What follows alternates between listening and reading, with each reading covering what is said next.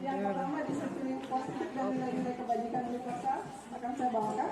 Yang kedua, teori motivasi, hukuman, dan penghargaan serta restitusi dari Ibu Sabrina Dewi.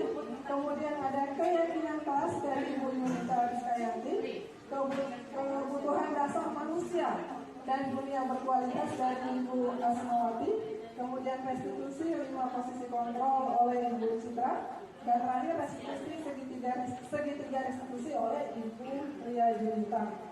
Ini adalah tugas kami dari program guru penggerak, harus membagikan kepada teman. Dan yang kedua adalah teori motivasi, hukuman, dan penghargaan restitusi. Jadi ada beberapa hal yang akan kita bahas ke depan. Yang pertama tentang teori motivasi, seperti yang telah disampaikan oleh Ibu Ella sebelumnya, bahwa Diana Bosan membagi 2 kelompok motivasi.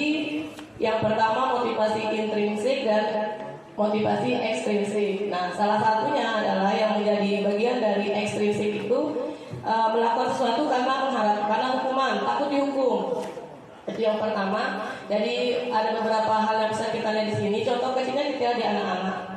Anak-anak itu datang ke sekolah, di depan sekolah mereka akan memakai baju, memasukkan baju. Tapi ketika balik ke ruang kelasnya mereka iya, kenapa? Karena takut dihukum. Itu yang motivasi anak-anak yang mereka kembangkan dalam diri mereka. Kemudian yang kedua adalah motivasi karena ingin mendapatkan timbalan atau hadiah. Oh ya, hari ini saya harus rajin, saya cepat waktu. Kenapa? Kalian dapat hadiah dari Bapak Ibu Guru. Karena Bapak Ibu Guru membuat sayembara.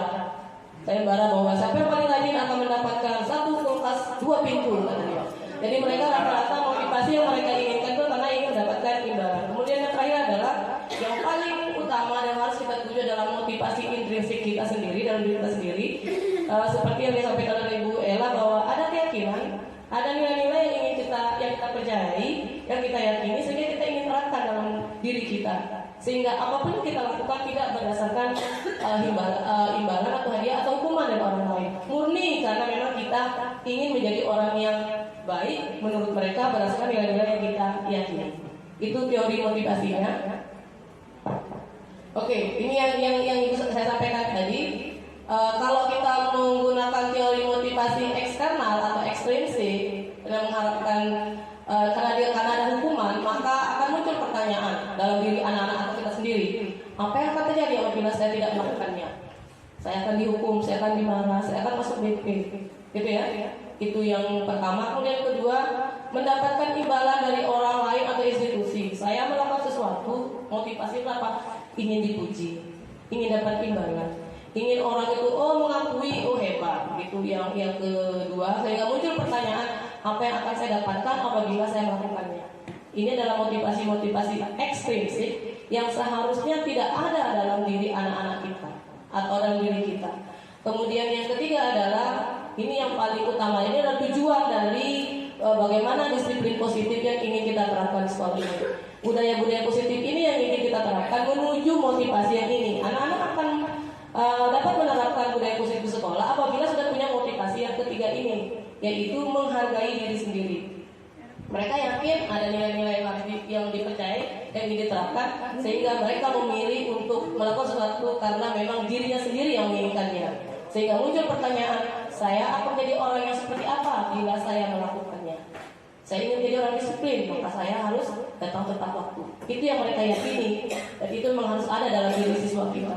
Ya, hanya itu terakhir. Kemudian dalam pemahaman kita, disiplin itu diterjemahkan oleh Bapak Pendidikan Nasional kita Haidar Dewantara bahwa disiplin itu adalah merdeka. Merdeka apanya? Merdeka dari mananya? Merdeka itu menurut Haidar Dewantara, merdeka itu artinya tidak hanya terlepas dari perintah, akan tetapi juga cakap buat memerintah diri sendiri. Artinya apa? Kita merasa diri kita menjadi orang yang disiplin, maka kita ingin menjadi orang merdeka. Nah, orang yang merdeka seperti apa? Bagaimana kita memerintah diri kita sendiri? Disiplin itu datang dari sendiri. Merdeka itu dari dalam diri kita sendiri. Karena tidak ada orang yang akan mensupport kita dengan kata-kata yang atau pujian atau hukuman. Kalau memang kita sudah dari kita sendiri bahwa kita yang harus menjadi orang merdeka disiplin, maka akan timbul dengan sendirinya itu. Artinya panggilan jiwa kita yang menyatakan saya harus jadi orang yang disiplin. Lanjut Bu Citra. Oke, kita lanjut ke materi yang kedua. Karena tadi sudah dibahas oleh Ibu Ella tentang teori motivasi, kita lanjut ke teori yang kedua ya, tentang hukuman dan penghargaan. Nah ini yang menarik. Pasti pernah di antara kita sebagai bapak ibu guru memberikan hukuman kepada anak-anak. Pernah? Pernah memberikan penghargaan bapak ibu? Pernah, sering. Maka sampai hari ini kita sering lihat. Dalam pembelajaran kita di guru penggerak ada beberapa hal yang kami pelajari, dan ini akan kita ubah dari mengubah paradigma itu tadi Bella ya. Bagaimana mengubah hukuman atau penghargaan itu menjadi sesuatu yang bisa membuat anak itu menyadari apa yang menjadi buat kesalahan mereka. Karena rata-rata anak-anak yang terkena hukuman melakukan sesuatu yang salah. Kemudian kita meresponnya dengan memberikan hukuman. Maka kita berikan pemahaman kembali kepada kita semua. Bukan bermaksud menggurui, tapi kita mengingatkan kembali bahwa sesungguhnya hukuman itu adalah merupakan identitas gagal. Ternyata tidak baik memberikan hukuman kepada anak-anak. Kenapa? Karena hukuman itu tidak terencana. Hukuman itu misalnya datang terlambat, kemudian dia disuruhkan bersihin kamar mandi. Tidak ada korelasinya antara kesalahan yang dia buat dengan hukuman yang dia terima. Sehingga itu gagal. Anak akan menyadari atau tidak kesalahannya dengan membersihkan kamar mandi? Menurut saya tidak. Karena tidak ada korelasinya. Contohnya, kalau anak-anak berbuat kesalahan, dia menjatuhkan gelas. Apa kira-kira yang harus diberikan? Diberikanlah dia hukuman atau bukan hukuman, konsekuensi dari apa yang dia perbuat. Kalau dia menjatuhkan, berarti konsekuensinya adalah dia membersihkan air yang telah dia jatuhi. Artinya hukuman itu tidak berhubungan dengan apa kesalahan yang dilakukan oleh anak-anak. Sehingga tidak terencana dia. Kadang-kadang tidak ada di daftar list apa yang harus dilakukan, tiba-tiba dikasih seperti itu. Kemudian murid tidak tahu apa yang akan terjadi dan bersifat satu arah dari guru saja. Guru yang membuat hukuman itu justru tidak tahu apa-apa, dia hanya menerima saja. Kemudian yang kedua, penghargaan. Penghargaan adalah cara kita mengontrol. Ternyata penghargaan adalah cara kita mengontrol perilaku murid yang sama nilainya dengan hukuman. Ayo Bapak Ibu, memberikan penghargaan kepada anak-anak ternyata nilainya sama dengan kita menghukum mereka. Alasannya kenapa nanti kita lihat. Oh iya, saya terlambat disuruh keliling kelas, keliling sekolah sama Pak Guru, itu menyakitkan. Kalau konsekuensi sesuatu yang harus terjadi, kenapa? Karena berdasarkan kesepakatan bahwa kalau dia terlambat, dia harus keliling sekolah. Itu pun konsekuensi itu kita buat, bukan kita guru yang buat, tapi anak-anak yang buat bersama kita.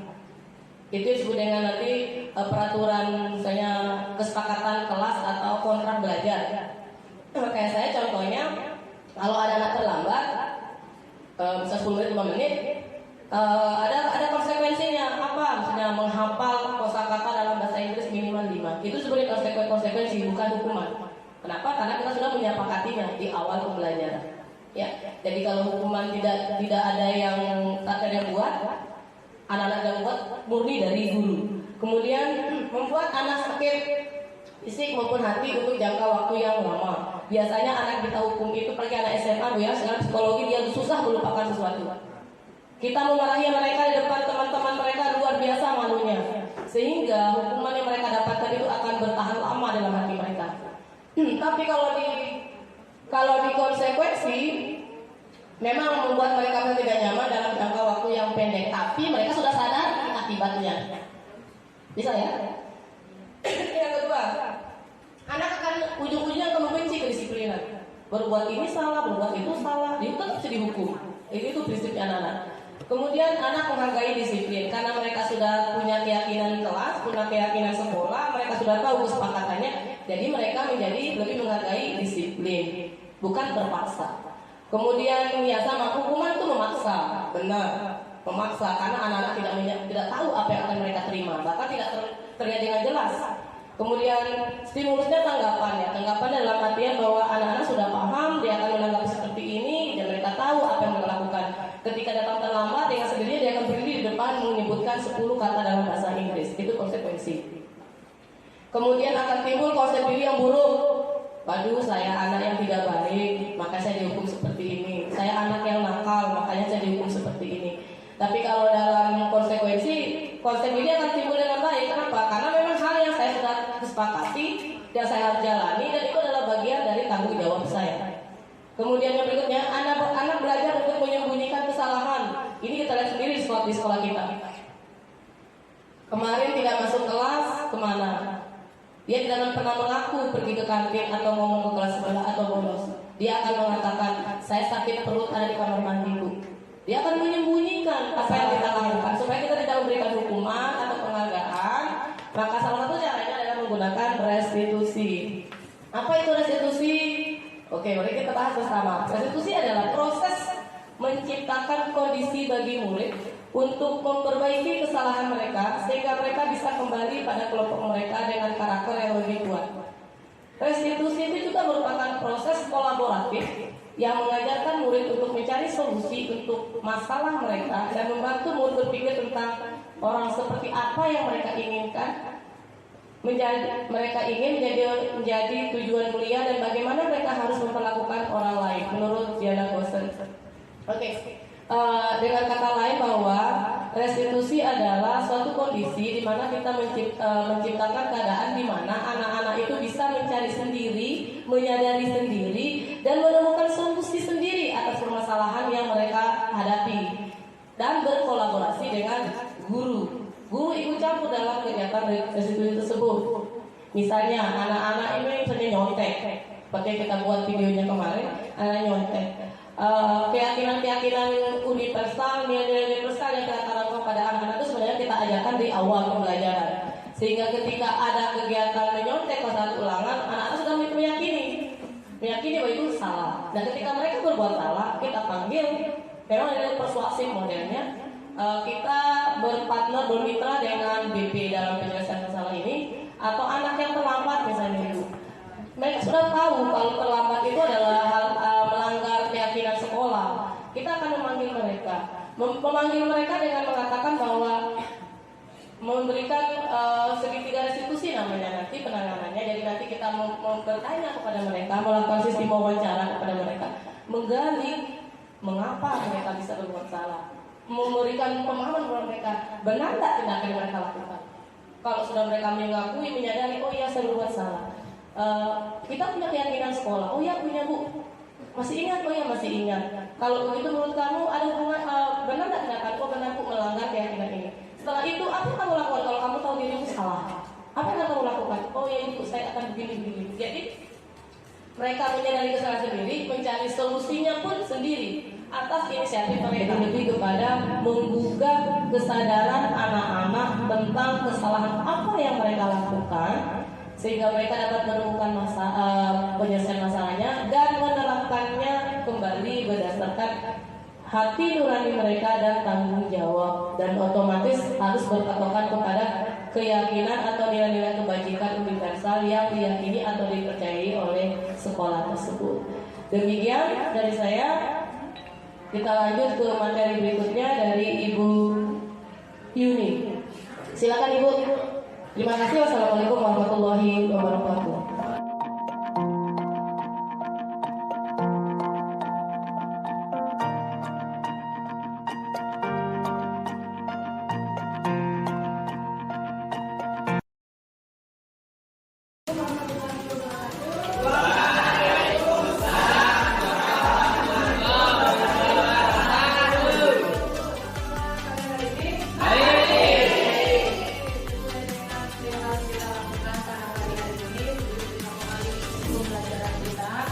Sebaiknya kita melakukan hal-hal yang menjadi kesepakatan bersama kita. Nah, yang pertama yang harus kita susun hari ini adalah bagaimana membuat keyakinan kelas sendiri. Kalian tahu apa yang maksudnya keyakinan? Keyakinan adalah nilai-nilai yang dipercaya, nilai-nilai yang dipercaya yang bisa diterapkan di dalam kelas. Oke, 10 punya nilai-nilai kebajikan, nilai-nilai universal, nilai-nilai positif yang ingin diterapkan dan diimpikan akan terjadi di kelas ini. Maka hari ini kita akan memberikan setiap siswa akan memberikan pendapat atau tentang kelas impian yang kalian